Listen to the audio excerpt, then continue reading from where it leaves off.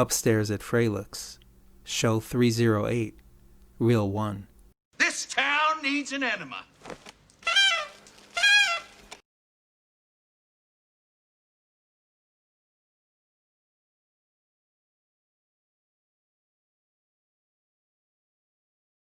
We've been watching the Batman movie, well, the original Batman movies, right? We started on Thursday with Batman, Tim Burton. And then we watched Batman Returns. And then tonight we watched Batman Forever. That movie really did not hold up well. It's really bad. To me, I'm sorry. To me, it holds up. I thought it was just ridiculous. It was so... I really enjoyed the movie when it first came out. I was 23 years old. And I really enjoyed it. And I even have a McDonald's collector's coffee cup with the Riddler on it from the movie. It was a tie-in. This is back when McDonald's still sold glass with their products. You get a double quarter pounder with cheese, and you get that glass. I don't have the complete set though. I have to look on eBay. I know they have it. The dialogue was terrible. I mean, it was just so campy. I mean, to me, compared to the Tim Burton movies are art for me. I mean, they're just beautiful. Yeah, the first one, I mean, dude, a lot of people say Batman Returns is better than the original Batman. I'm sorry, but as a 7-year-old in the summer of frickin' 1989, yeah, I still prefer the original Michael Keaton, Jack Nicholson Batman over Batman Returns. Well, I mean, Regan enjoyed both Batman and Batman Returns. I think she liked Batman Returns more. But she almost fell asleep during Batman Forever because it was just one action scene after another. And Nicole Kidman is stupid, and she's just inappropriately sexy. And Val Kilmer's not Michael Keaton. And Jim Carrey is just sort of hamming it up. And Tommy Lee Jones looks like he wants to wring Jim Carrey's neck. And Joel Schumacher wanted to kill Val Kilmer. You know, I mean, it's just... It felt like it was just way over the top for what it was trying to do. Hey, ease up there, Roger Ebert. You're letting the production history cloud your judgment of your enjoyment. Clouded this boy's future is. No, that's you. Because you know what? I saw it in '95. You were 23. I was 23. I was 12. I was 13. I was 13. I saw it at the local theater, and I enjoyed the hell out of it. I mean, looking back on it now, I still like it. That's what I'm saying. Nowhere near as much as I did when I was 13. I'm 48, and I'm looking at it now, and it just seems, what? I mean, Joel Schumacher's a gifted filmmaker, but I don't like where he was going with this. Hey, like they say in the movie Fanboys, that's the worst idea I heard since Schumacher put nips on Batman. You know, and actually, I think I prefer Batman and Robin more, but we'll see it tomorrow, and I'll let you know. No, it's mainly because I like Clooney more than I like Kilmer. No, I think Clooney's okay.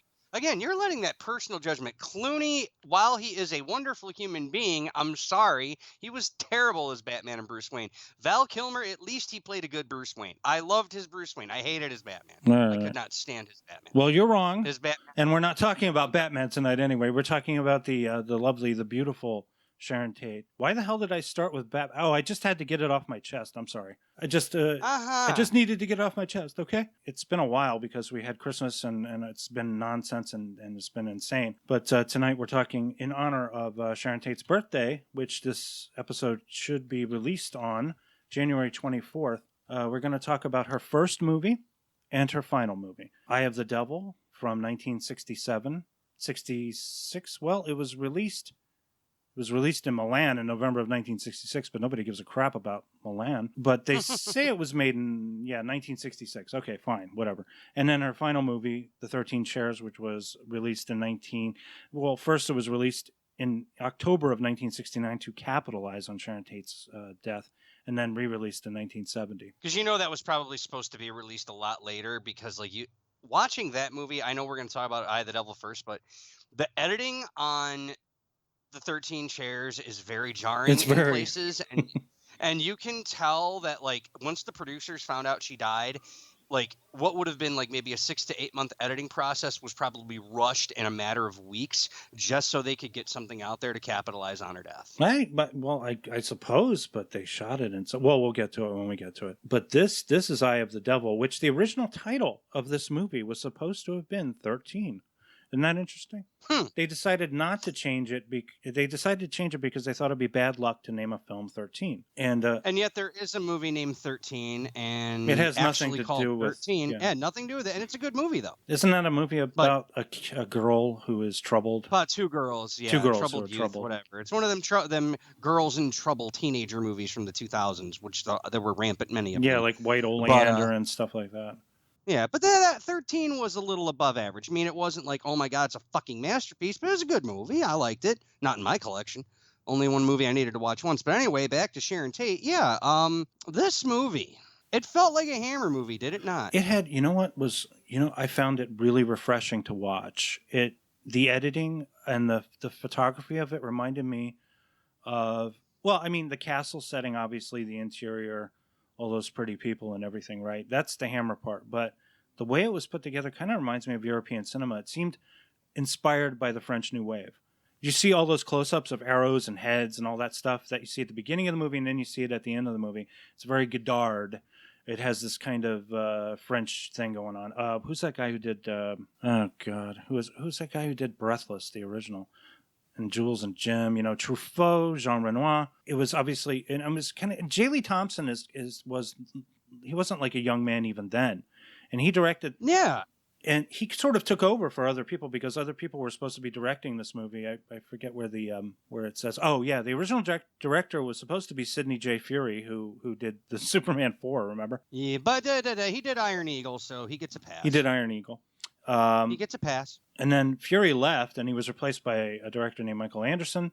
And then Anderson got sick, and he was interned by J. Lee Thompson. J. Lee Thompson was a very kind of like two-fisted, hard-drinking kind of a dude, and he was kind of rough, but dude, he made Cape Fear. Yeah, okay. He made the original Cape Fear, and he also directed a movie we talked about called Firewalker for Cannon. Yes, and Death Wish 4. And Death Wish 4. He did some movies for Cannon. And not Death Wish 5. No, he did a lot of Bronson shit though. He did a lot of the Bronson shit near the end. Yeah, he didn't. I'm glad he didn't do Death Wish 5.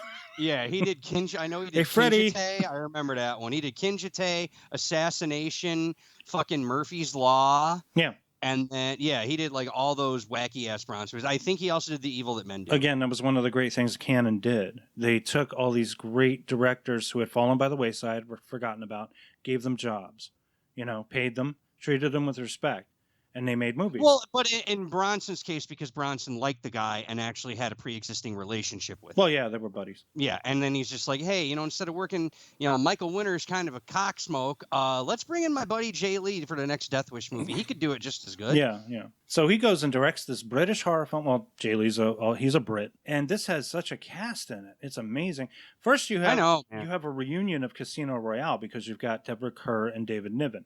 They play this older couple, this mother and father, these two children. Oh, I forgot also. I mentioned this to you. This may be before your time, but Devin from Knight Rider is in this. Edward Mulhare. It's a little before my time. As Deborah Kerr's friend who does some snooping and homework for her.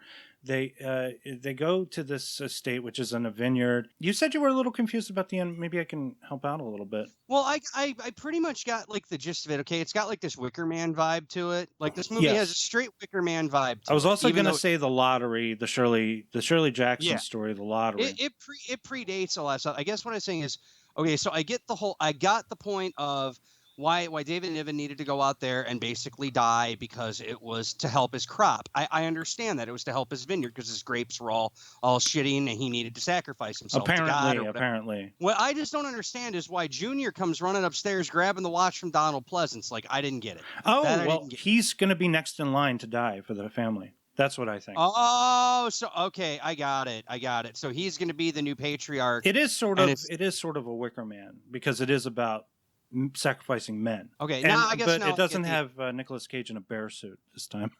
Oh God, the bees! Bees!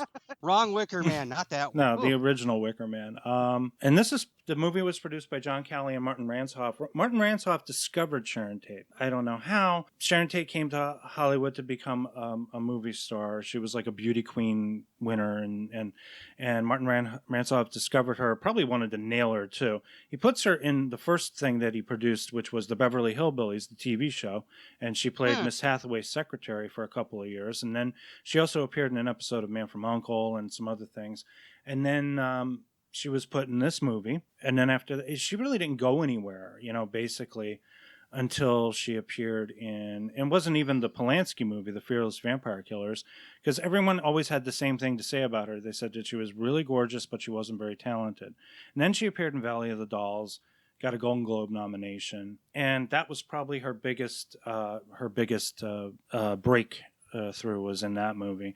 And well, then what about The Wrecking Crew? Well, The Wrecking Crew, that was Dean Martin, right? Yeah, it was, but that wasn't. That's kind of like failing upwards in a way. It's like you get a bigger release, but you have a smaller part. She's very prominent in this movie. I thought she was the second banana in The Wrecking Crew. I thought she was. There was who was it? Elkie Summer or something was in it, and there was this Asian chick, and there was also Sharon Tate. But mainly, this was just a vehicle for Dean Martin to sing a couple of songs, have a couple of drinks, get girls wet, I mean, she was just basically, it's really kind of unfortunate when I think about it, because there was something there.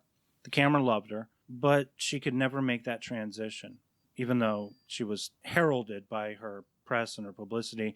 And apparently, even after she was finished with the 13 Chairs, she was going to have another contract, but she got pregnant, of course. But finishing up on Eye of the Devil here, you have Donald Pleasence in a very early role. Great to see him. David Hemmings plays the creepy brother of Sharon Tate. Sharon Tate plays a witch, I guess. Oh yeah, she's the sister, but I like her part because, I actually like her acting in this, and I think she's beautiful as all hell. She's actually, it's funny. I think she's better here than she is in the 13 Chairs. Yeah, she's a lot better in this movie because she actually plays the role of goth to a T, damn near. She does, and I think she does great in this movie. She's convincing in that kind of creepy aesthetic, that creepy vibe that she again has in the Fearless Vampire Killers. There's a lot of mind games. Okay, I remember when I was watching the movie, I was thinking, okay, they're all ghosts. They're all going to be ghosts at the end. No, I didn't think that in the least. Only Sharon Tate's the living one. And they're all ghosts, or there's some kind of a weird switcheroo, or it's Deborah Kerr is evil, or something like that. I was waiting for a twist, but there wasn't really a twist per se.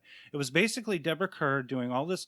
It's a mystery, trying to figure out what the hell is wrong with David Niven, what the hell this whole thing is with this estate, and then what they do at the end, which is really kind of messed up when you think about it. It's a human hunt, right? And David Hemmings is the archer, and he, it's been telegraphed from the beginning to the end of this movie what a great archer he is, because he can nail a pigeon, Pretty much. And I mean, the movie really, you say it leaves you gussing. I think it's kind of cut and dry in a few spots. That's just my jaded sensibility, though. I'm so used to twists. the archery. I'm just so used to twists, you're used to it. I was kind of like, dude, this is a 60s MGM horror flick that was kind of low budget. I'm not expecting high art here, but I'm expecting something decent, and decent was what I got. What did you think? It was above average. What did you think of that vibe, though? That mid-60s vibe? I thought it was really swinging. I thought it was really cool. There's something very cool about the 60s, at least that time. I'm not talking about flower power and hippies.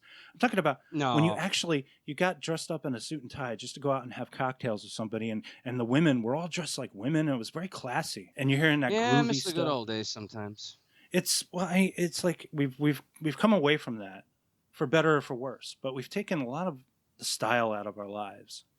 The style is so much in this movie. This movie is dripping with style. I guess the one thing I don't understand is why this is like a MGM financed film and it was in black and white in the 60s. I thought they were getting away from black and white shit around that time. It couldn't be for lack of its budget. It was shot on a $3 million budget in 1966. That's serious money. I just don't get. It probably I honestly don't understand why I'm moving. It probably went to the actors and the location, because that castle is fantastic. Man, I would love to shoot there. Do you think it could have been the fact that even though it was MGM, Europeans were still shooting in black and white at the time, and the fact that the movie was done on location in Europe had something to do with it? Yes, definitely. Because as much as I enjoy black and white, it doesn't really do anything for the quality of this movie except make it look a little bit creepier, because I have a feeling if this were shot in color, like in Technicolor or something, it would have looked gorgeous. Yeah. Especially I think it would have looked amazing. Like Sharon and her honey blonde hair. I mean, it would have been absolutely fantastic to look at, but maybe they really wanted to take their time and do this. Either that or make it feel like a gothic European horror movie. I mean, that's who you're selling it to. Like, it's an American company financing, like basically an American company went out and made a Hammer movie, and they had to shoot it in a Hammer style. They had to give it the black and white actual do locations and hire a British crew. I mean, seriously, for lack of a better word, you would have thought that a British company financed this fucking thing, but no, it was all done at MGM. Yeah. Probably because Niven and Kerr and most of the actors were already under contract, because they still had contract actors back then for studios. Now, Fierce Vampire Killers, that was under MGM, right? Or was that under United Artists? Because Sharon Tate did that around that time. I figured she may have done that because she was under contract with MGM. Yeah, she did that the very next year. Yeah, that was MGM. So there you go. She was probably had a very small contract with MGM. Shot the very next year, yeah. Now, I'm going to give you an example of one of the earliest cases of fake news. Are you ready for fake news? Sure. When Sharon Tate died, there were some in the Hollywood gossip community that started writing pieces that Sharon was part of a witch's coven, and that her death was part of a satanic ritual. And they used, if you can believe this, they used footage from this movie and tried to say that it was a real satanic ritual. And this, what? Yeah, and people believed it too. I mean, like, the thing about it is, news didn't travel as fast back then. Not many people were aware that she was in this movie, So it was, even though there was a lot of marketing around the idea of Sharon Tate, because Ransohoff really wanted to promote her, so he made this entire short reel of her during the making of Eye of the Devil. It was called All Eyes on Sharon Tate, which coincidentally is the name of this podcast, the episode. And people for a long time believed that she was in a satanic cult, that her and Roman Polanski. And that... What the hell, man? It's like an episode of Friday the 13th, the series. They broke the pact and it cost them their souls. But, this is how rumors get started. People believe this. It wasn't true. By all accounts, everything I've read, and the Manson murders are something I've been obsessed with for years. We talked about it before on Once Upon a Time in Hollywood. There was something interesting about Sharon Tate. She seemed happy, but there seemed to be an undercurrent of sadness about her. And I think a lot of it had to do with her failed ambitions and her failed marriage to Polanski. Now, was that ever on record that they were having problems when she was pregnant? Yes. As a matter of fact, I referred you to a book that I've been reading that's really fantastic. Tom O'Neill, Chaos. He wrote a book, and he got access to records that were never published, and there was some stuff that Vincent Bugliosi hid, and he did not reveal in his Helter Skelter book. One of those facts was that Roman Polanski, not only did he cheat on Sharon all the time, but he also forced her to participate in orgies, basically. And there's video of it, too, that they found. Okay. And Bugliosi never wanted to reveal it because he didn't want any kind of shady connection to Polanski or anybody that might have known him that might have wanted to murder Sharon Tate, or the people they knew in their circle. A lot of these people knew each other. That's another thing that's very interesting about the whole Manson murder. Yeah, because the whole thing started, Manson actually knew the guy who originally had Polanski's house. Yeah. There was something along those lines. Yeah. And then he just didn't like the fact that they were in there, and that's when he told his people to go do it. And I'm like, Yeah. The fact that someone that horrible existed. But, I mean, Polanski's freaking alibi was airtight. He was out of the country at the time. He was out of the country, yeah. I mean, unless there was some magical way they could connect him to Charlie Manson, which is doubtful, he was out of the country. He had an airtight alibi. Yeah. That's right. And he came back. He was convinced, before they even had all this information about Manson, he was convinced that somebody they knew did it. And that was interesting, too. Well, he was kind of right. Kind of. He was kind of right in a sense. People knew people. It was, yeah. And it was just he picked the wrong house to live in. Let's leave it at that. He picked the wrong house to live in. And it's upsetting too, because it was such a beautiful house, and then they bulldozed it and put up a stupid mansion that took up all the property. So final thoughts on Eye of the Devil. I really enjoyed this movie quite a bit. It's a really good horror film, and I love the style. I love the feeling of it, and it had a really enthralling story. You? It was better than I expected. A lot better than I expected. I mean, I expected something a little subpar. You know, you think 60s movie with Sharon Tate, okay, it's not going to be that great. Turns out, hey, all the other actors in it elevated it. You would think it was going to be more like the one we're about to discuss, The 13 Chairs. Yeah, exactly. Like, this movie was actually ambitious. You know, Yeah. Jay Lee wasn't at the end of his rope yet. Jay Lee still had a lot of sauce left in the bottle. He knew how to make a good thriller. Plus, he and his camera are in love with Sharon Tate in this movie. These close-ups of her are just amazing. Unfortunately, The 13 Chairs doesn't really have that. This is a story that's been, well, it's not really a story per se. It's more a parable written by a couple of Russian writers. Let me see if I can get the pronunciation right. Devednasat Stuyev, The 12 Chairs, by Ilya Ilf and Yevgeny Petrov. It was remade a few times, most notably by Mel Brooks. It was his second film as director, The 12 Chairs. Really fantastic movie. It's an underrated classic. It's a movie you don't expect from Mel Brooks. It was a really great movie. But this movie came out slightly before that one in when was it released? Yeah, like I said. 69. In Italy, it was released October 7th, 69. It was released May 1st, 1970 in New York. And in general release, August of 1970 in the United States. And this is the story of a guy who runs a barbershop in New York. He finds out that his aunt died and left possession of these chairs to him. Well, at first it's the estate. You think he's getting the estate, and then you come to find out that all the funeral expenses, everything else, they basically had to sell the estate. And then he goes upstairs, and then he finds out that, you know, he sees all this furniture. He figures it belongs to him. He sells it. You know, he doesn't know anything about the furniture. Okay, he sells it, whatever.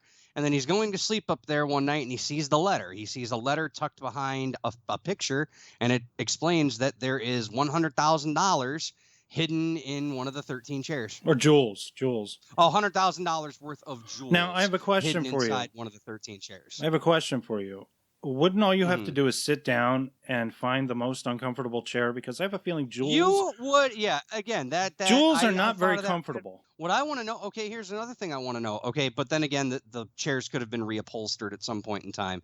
Like, wouldn't you have to, like, cut them open in a certain way and then restitch it back up? Couldn't you find the chair that has something that could have been aftermarket stitching? It's aftermarket stitching, yes, exactly.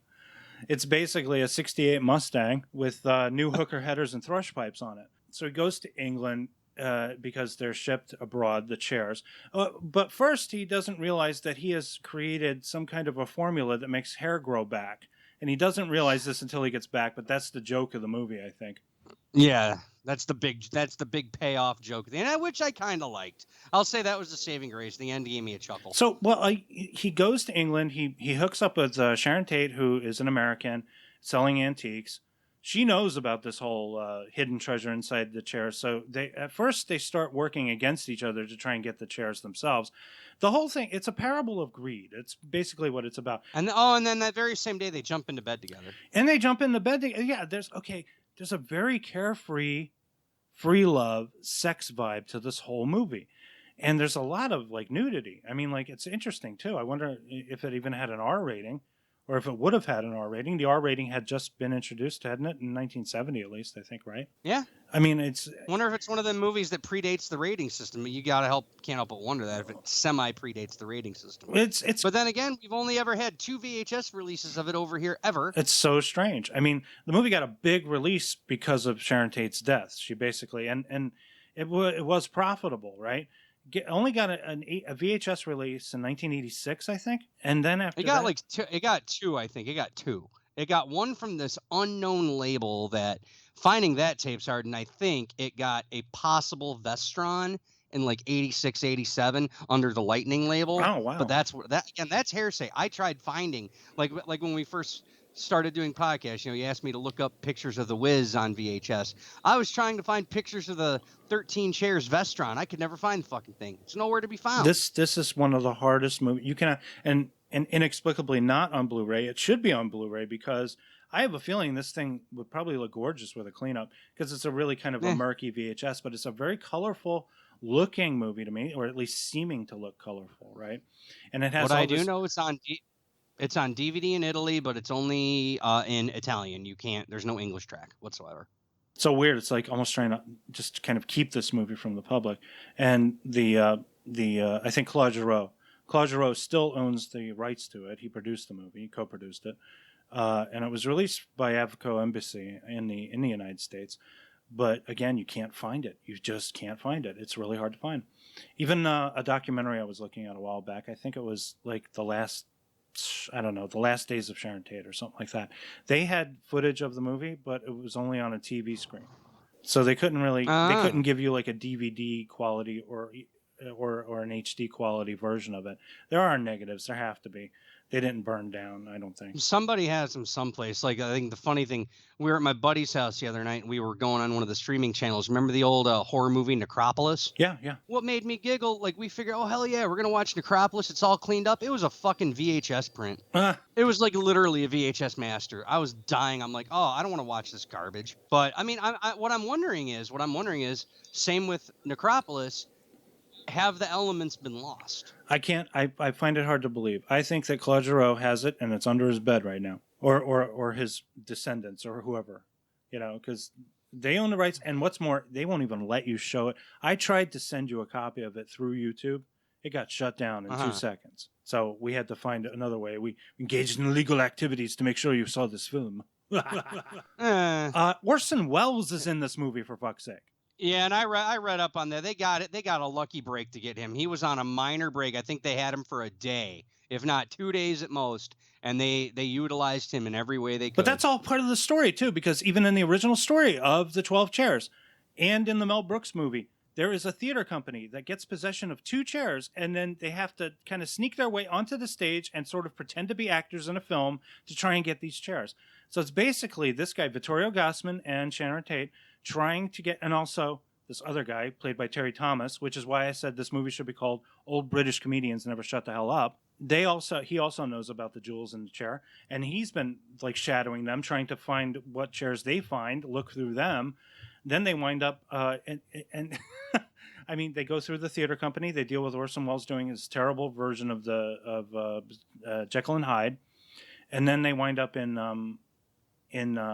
this estate in I guess Italy. They go back to Italy or something, and that's where you get the famous swimming pool scene. You can see like pretty much her boobs are all over the place in this movie. Actually, she's a very lovely woman, and you can tell she's getting pregnant, and it's beginning to show. Oh yeah, because they did a lot of face-up photography. Face-up photography. He tried. I believe the director tried to get all the nude scenes first because she knew that she was going to start showing pretty soon, and she was actually showing in there, and she was pregnant at the time, and it was pretty much the end of the movie where you can see she's full-blown pregnant practically.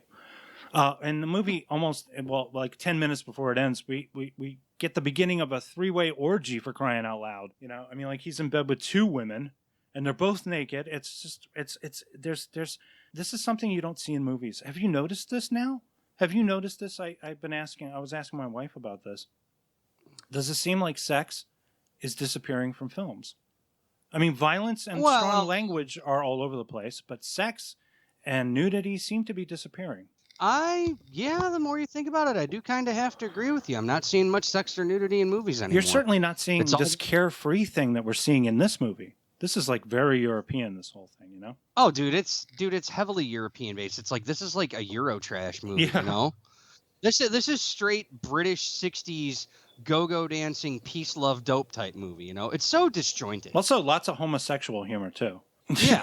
Yeah, they're one of the main. Yeah, you see, that's the thing about those European movies. They didn't shy away from it. You see, back in the States, that you couldn't make a movie with a gay character in it, but in Europe, they didn't give a shit. Yeah.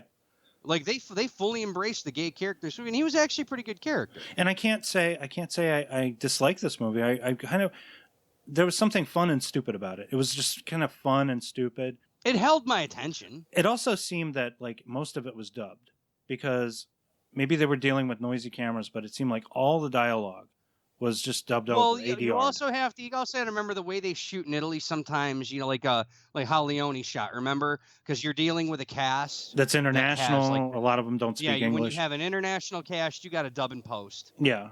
You always have to dub and post. So I agree with you. Maybe there were certain scenes in the movie that were like, actually shot with sound, but then I guarantee you on a lot of the on-location shooting, it was all dubbed. I think it might have been just the fact that they were dealing with very noisy, because cameras were very noisy, and you did have to do a lot of ADR back then anyway. You could probably get the actors to do it in different languages like they did with Nosferatu. Remember, we talked about that. Yeah. But it makes... Well, in that case, they did 2 different movies. They literally made 2 different movies. But it seems like the performances suffer because of this, because I have a feeling, and like Sharon Tate sounds like she's reading half the time, She's reading off a script and over an open mic. The face doesn't match the voice, because if you look at her in Eye of the Devil, it seems more genuine for some reason. It's not as sloppy. This is a very sloppy kind of piece of filmmaking here. Again, it's all on location. It seems like they only had time to do 1 or 2 takes max. It has that guerrilla style. You know what I mean? Like, nothing's been set up beforehand. They didn't plan a shot. They just had to. Definitely. Yeah. No blocking. There didn't seem to be much in the way of blocking. Exactly. There was no blocking. Except for when they're trying to cover up her pregnancy. She's like carrying things and trying to block out her stomach so you don't see it. Well, that, and when they actually do certain scenes, okay, like let's say if it's just 4 or 5 actors to a scene, okay, then you've got time to set up your shots, you've got time to block because you're going to be doing mostly dialogue. But then when you have 10, 20, 30 people on the screen, you don't have the budget nor the necessity to have blocking. You just gotta, like the old expression goes, throw paint at the canvas and watch it run. Yeah. And see what happens. And that I mean, again, that's definitely... just my guess. That's just my guess. So this movie needs to be out on Blu-ray. It would be a really nice thing to see, I think, because it is Sharon Tate's last film, and I think it should be honored for being that, at least. He comes back to New York after he finds out. Well, first he's been given this misdirection. He says, well, your aunt was crazy. She said a lot of things. And then he finds out that the jewels were eventually discovered in a chair that was on its way to an orphanage or something, right? And they used the jewels, hopefully, we hope anyway, to take care of the children. So they're like, okay, fine. She says goodbye. He gets on a boat, goes back to New York, and she waves. And I got a little sad seeing Sharon Tate wave, because she was saying goodbye to everybody, really, at that point. And he winds up back in New York, and it turns out that all these bottles he spilled somehow created some kind of a hair regrowth formula. And it explodes in his face, and he's got this look on, and he's got wild hair and a beard. And a lot of people have said that he looks like Charles Manson in that shot, which I thought was really creepy. But that's how the 13 Chairs ends. I recommend people see it, just even for the historical curiosity of it being Tate's last film. Yeah, I was going to say it's a time capsule movie. It should have some kind of and it does have a cult. There are a cult of people who really do enjoy this movie. I want to thank Tumblr's site. I forget what it was. Timeless Beauty, I think, has all these wonderful stills of the making of the movie, and I grabbed some of them for this episode. But that's all about all I have to say about the 13 Chairs, except that I really love that swinging 60s vibe. There's such grooviness. There's like this unparalleled freedom to make whatever kind of film you want to make without constraint, and I feel like we need more of that now, more than ever, really. What do you think, John? Oh yeah, those are. But dude, that's them European films, man. That's how they all were made back then. Especially a movie like this, where it was done for a low budget, and then, like you said, it had that whole vibe of the '60s in it. The last gasp of the '60s, so to speak. Because then a year later, the Beatles break up, and then it just becomes this whole other type of atmosphere. Yeah. Like you're like literally when the Beatles break up, Europe goes through a big change right after that, It's interesting. Like you're starting to get more like literally the Beatles break up, but then Led Zeppelin comes out. So and then it changes everything. It becomes angry, it becomes paranoid, it becomes aggressive. But then you look at what happened to us as Americans. You see, this is how far ahead of the curve the Europeans were. We don't want to give them credit. You see, they had their music revolution back in 70, 71 when Led Zeppelin was coming out. We had to wait almost 20 years later to get ours. Yeah. Like we literally, like what happened in the 70s and 80s, music did evolve, but nothing like revolutionary came out in those times. I mean, yeah, you had new wave, you had the rise of punk, you had the rise of metal, but those genres were already there in the 70s. You needed something new, and the newness was Nirvana. That was like the end of the 70s and 80s and hello to guilt and angst-ridden times. Yeah. We got that in the 90s. Europe had that in the fucking 70s. Because right when the Beatles broke up, man, it was just and Zeppelin came on top. And once again, I mean, music and culture had changed. We're 20 years down the pike, and now Europe is beginning to experience that weird feeling now. Right. All right. I mean, so they were always, again, dude, with a movie like the 13 Chairs, it shows you how well, if properly done, how ahead of the curve Europe was in just counterculture and everything. Yeah. And it's a cool little time capsule. I can appreciate it for that. Yeah, yeah. And we can certainly appreciate Sharon Tate. Next time, I guess we're gonna be doing Shazam and Joker, right? Yeah, that's a little out of left field. You know, but you recently saw them and you wanted to share your thoughts, so I guess I can oblige. They're still fresh in my head, and I enjoyed them both. So hey, as long as you haven't seen Wonder Woman 84 yet, no. You're either gonna love it or hate it, man. You're gonna love it or hate it. I have a feeling I'm gonna hate it because I've seen some reviews. No. Knowing you, you're gonna come to me and you're gonna be like, dude, this was the greatest fucking movie I've ever seen. Okay, if you say so. I have this feeling about you. I have this feeling you're gonna come up to me and say, this movie was so great.